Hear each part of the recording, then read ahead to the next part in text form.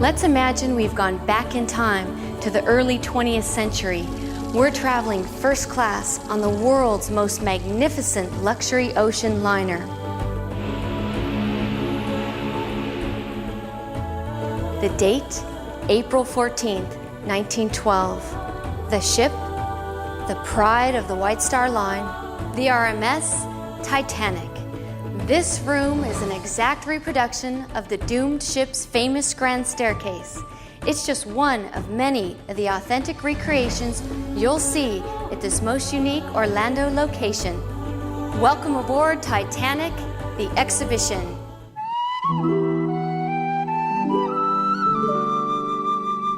Titanic, the exhibition, recreates the legendary Gilded Age elegance of that fate-filled voyage. Through a tapestry of dramatic storytelling, authentic exhibits, priceless artifacts, and historic treasures, guests are immersed in the timeless tragedy of the world's greatest maritime disaster. What makes this exhibit so different from the rest, perhaps? Well, we're a mixture here of a museum and living history. What we have are 17 galleries, over 200 authentic artifacts to be viewed by the public. And here we've also recreated a sense of that history for the Titanic itself. We've rebuilt entire sections of Titanic as you tour through, like one of the world's only grand staircases that has been fully and permanently rebuilt life-size out of oak. What makes this exhibit work as far as being able to connect to our guests is sort of overwhelming of all the senses. Our tour guides here are not just simply tour guides, specifically on the person that we are to portray. People like myself here, I portray Thomas Andrews, Titanic's designer, who was out of Belfast, North Ireland.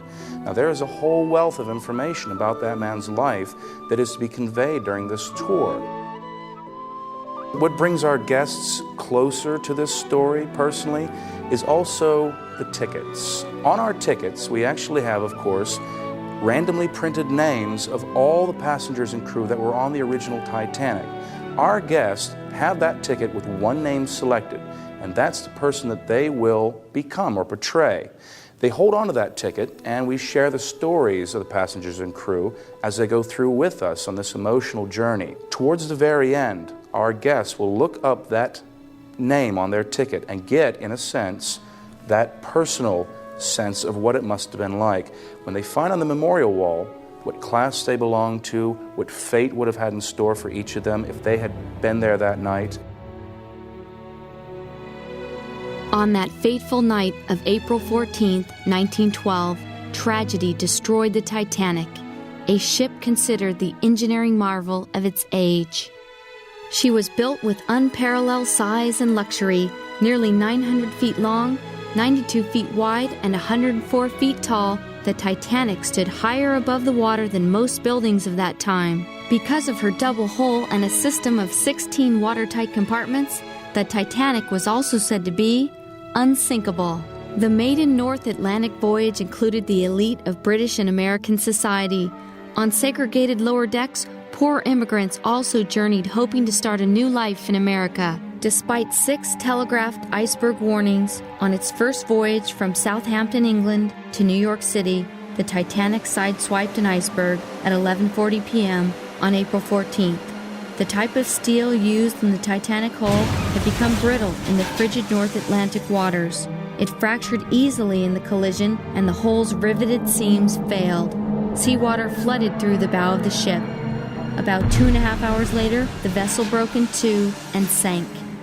With only enough lifeboats for about half of its passengers and crew, the Titanic became the world's worst maritime disaster. In the age of Titanic, the law said 16 lifeboats were good enough. Most people don't realize that Thomas Andrews wanted no less than 64 lifeboats initially. He wanted watertight doors that would go all the way up throughout the interior of the ship. He wanted a double hull configuration, 2 sets of outer iron skin. Now, with all these things into play, this probably would have averted the course of history for the ship.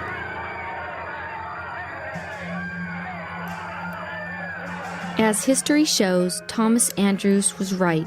During the night of terror, tragedy, and heroism, only 705 lives were saved, and over 1,500 perished in the cold, icy waters of the North Atlantic.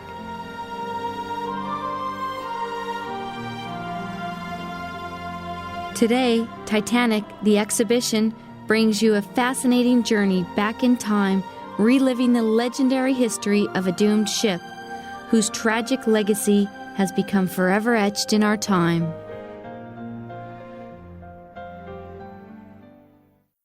Take I-4 to exit 74 and turn right on International Drive.